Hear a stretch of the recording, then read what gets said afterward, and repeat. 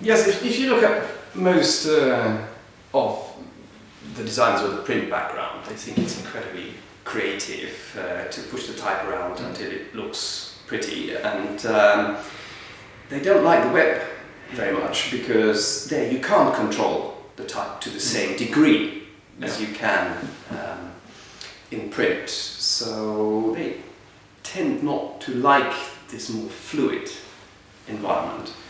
But if you then look at how our business has evolved, when I started Manss Company in the 90s, the first job people would come to say, look, we need a brochure, because if you went out with your business card and said, look, Thomas Manss from Thomas Manss Company, you would have a conversation. At the end of the conversation, people would say, yeah, very interesting, send me a brochure. So if you didn't have a brochure, you weren't a real company. Of course, yeah.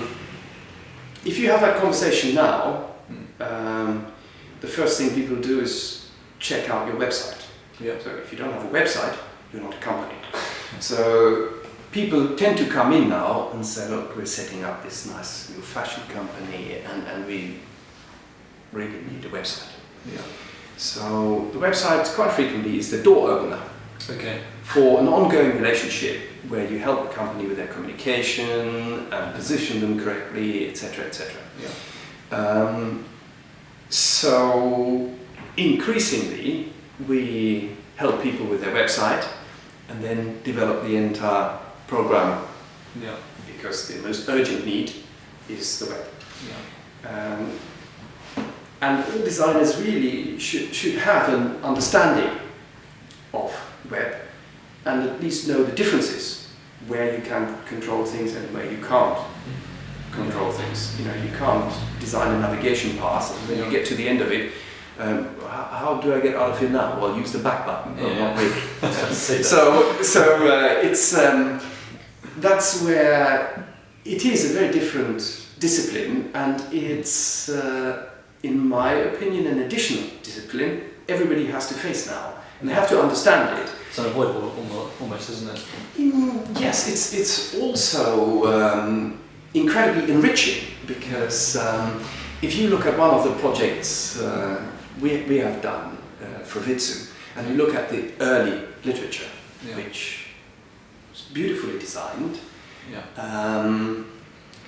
then the web came along and they were really quite adamant that they don't need literature anymore. Yeah. Then they found out, well, we actually do need both.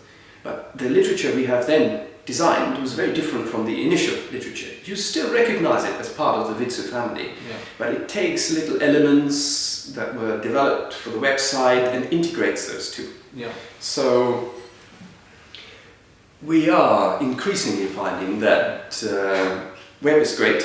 Yeah.